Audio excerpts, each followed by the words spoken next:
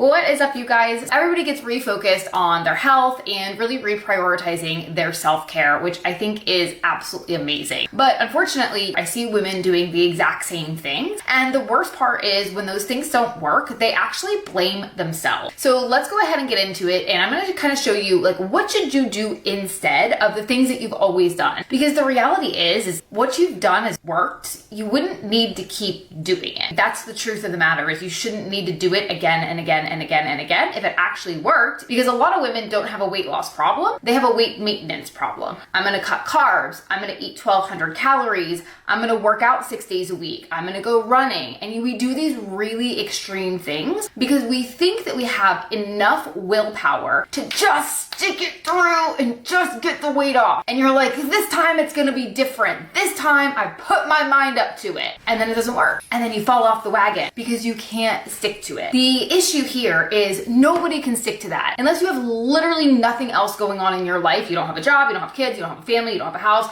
you don't have anything else going on in your life, then maybe you could stick to it. But willpower, like, it runs out. Over restriction leads to binges. Over exercising is jacking up your hormones, and it is leaving you with all these issues that you're going to complain with down the road. My hormones are messed up. I'm not able to sleep. I'm bloated. I have constipation. I have diarrhea. I'm moody. I'm snapping at everybody. I'm hungry all the time because we're doing these things that are so extreme. And the reality is when you were 25, you were able to do things that were really extreme. But unfortunately, you're not 25 anymore, and our bodies become less resilient as they age. And I say this to you guys because I've been there. Like, I did the exact same thing. And it was like, my body just started fighting back. We're not doing this anymore because it was so extreme. And again, my mindset is like, if I could just lose the weight, if I could just get like extra little bit of tone, I'll be able to maintain it. But you can't, because you've never, ever been able to, because that stuff doesn't work. And again, it's causing a whole host of downstream issues. Cutting out carbs is terrible for your thyroid. Extreme exercising is shutting down your hormones. All that cortisol that you're pumping into your body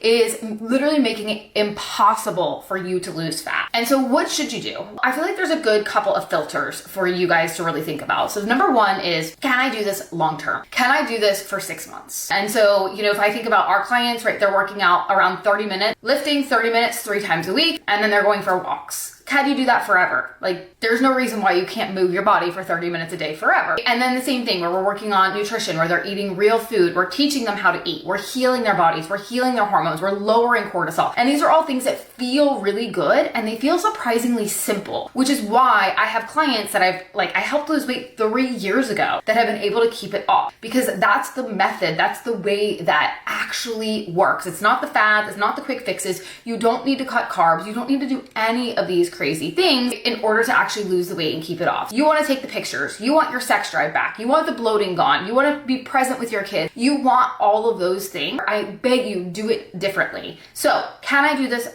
long term? Is this something I can actually do? I think the other thing that's really important is, does this fit my lifestyle? Because if you don't have a 9-to-5 office job and you travel a lot and you have an irregular schedule, you've got to find something that works with that. You've got to find something that's going to fit in with your lifestyle and fit in with your schedule.